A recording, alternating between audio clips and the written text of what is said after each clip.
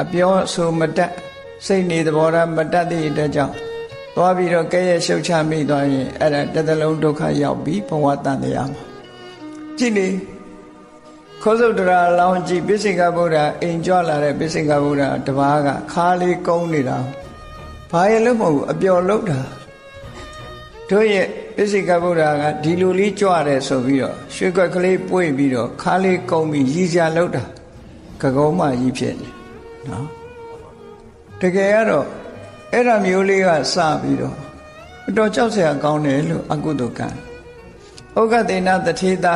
ဇလန်းကိုကြည့်လိုက်အောင်မယ်ဆိုရင်သူဇနီးတွေကဗာပြောလိုက်တော့သူတို့ဆူတောင်းတဲ့အခါလှူဒန်းပြီးဆူတောင်းတဲ့အခါဟိုအရှင်မြတ်ကသူတို့ဆူတောင်းပြေးမှာကိုသိလို့ပြုံးလိုက်တာကိုသူကဘာမှတ်ချက်ပေးတော့ဆိုပြုံးတယ်ဆိုတာသူကသူပြုံးတာနေပါစေပေါ့မဟုတ်ဘူးတို့အရှင်ကနော်ခုခေတ်လိုပြောရင်တော့အနုပညာသမားထမရဲ့လို့ပြောတာပေါ့နော်တို့အရှင်ကဒီစတ္တမနဲ့တူပါတယ်လို့စတ္တမနဲ့တူပါတယ်လို့ပြောလိုက်တာဟိုယောက်ျားလို့တဲ့ပုဂ္ဂိုလ်ကလည်းသူဇနီးပြောတဲ့အတိုင်းအေးဟုတ်မှာပေါ့ကွာဒါနဲ့ပဲသူတို့ဇက်ကစားရတဲ့ဘဝမျိုးတွေရောက်သွားတယ်နော်အဲ့ဒါတကယ်စဉ်းစားကြည့်မယ်ဆိုရင်ဘာမှဖြစ်လောက်တာမဟုတ်ဘူးလို့ပြောရမှာဘာမှဖြစ်လောက်တဲ့မဟုတ်တဲ့ကံလေးကလည်းအကျိုးပေးတတ်တယ်ဆိုတာအဲ့ဒါကိုပြောတာနာဟိကမ္မံဝိနတတိတဲ့ကုသိုလ်ကံပဲဖြစ်ဖြစ်အကုသိုလ်ကံပဲဖြစ်ဖြစ်ကိုလုံးမိတဲ့ကိုယ့်ရဲ့စိတ်ထဲမှာဖြစ်သွားတဲ့အရာလေးဟာအကုသိုလ်ကံဆိုရင်အမဲဆက်ကလေးပေါ့ကုသိုလ်ကံဆိုလို့ရှိရင်တော့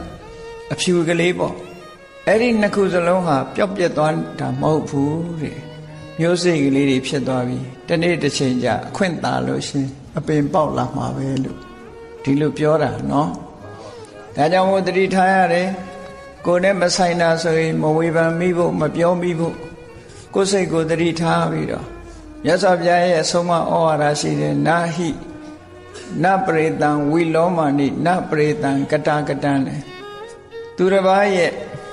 မသိမလျော်တဲ့ကိစ္စတွေဝေဖန်မနေနဲ့နော်နပရိတံဝိလောမာနိဆိုမလျော်ညီတဲ့ကိစ္စတွေမဝေဖန်နဲ့ဟောကတာကတံလောက်တာမလောက်တာတွေတော့ဝေဖန်မနေနဲ့ဒီလိုဆိုလို့တယ်နော်ဝေဖန်ပြီးပြောလိုက်မယ်ဆိုရင်ကိုယ်မှအကုသိုလ်ဖြစ်သွားနိုင်တယ်လို့ဒီလိုဆိုတာနပရိတံဝိလောမာနိနပရိတံကတာကတံအတ္တနောဝအဝိခေယကိုယ့်ကိုယ်ပဲချီ